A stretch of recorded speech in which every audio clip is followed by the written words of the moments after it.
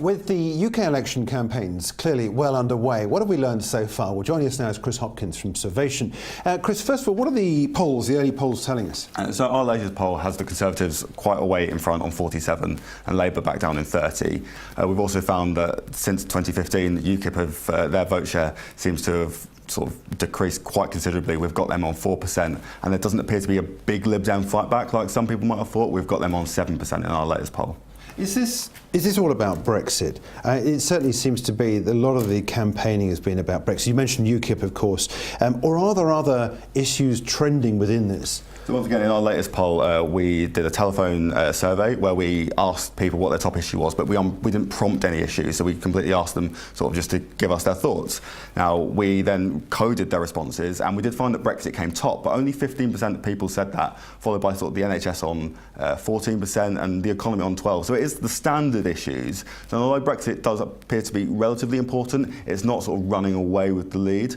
We might see in certain seats where there is a bit of a weird paradox between a Leave area but an MP that voted for Remain or vice versa, that single election, that single constituency might become a bit of a referendum on Brexit, but we're not sort of really seeing that in the wider picture of this election. And of course the other thing that's developed out of this has been the way in which I think you've already highlighted the fact that how potentially abysmally Labour's going to put a poll here.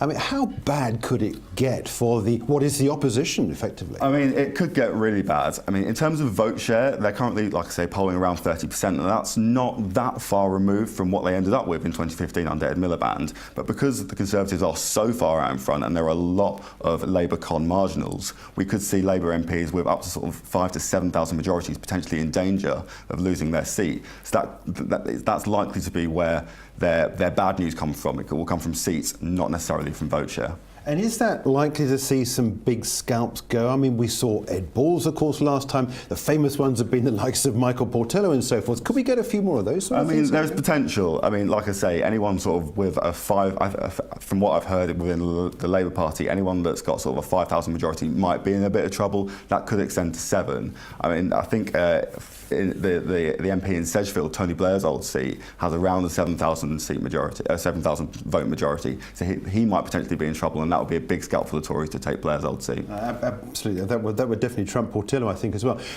Are there comparisons going back in history? I know you've not been in the business that long in order to go back that long, but I certainly can remember times when there have been some really big majorities found against the likes of Kinnock and Foote especially. Is this along those lines? Yeah, I think it's looking that way at the moment. I mean, obviously, we still have 4 weeks of the campaign to go. We don't have any manifestos. There hasn't been any TV debates, which does seem to change, if not necessarily vote share all the time, or what the polls say in terms of party share. But it might change the impression of leaders, and that can be quite important when it comes to the election. So it's still all to play for, but Labour have a long way to go. Look, Chris, I know you're very busy. Thanks indeed for joining us. Chris Hopkins is from Survation, and on IG's Digital 100s as of this Friday, currently Conservatives are in a 70-seat majority.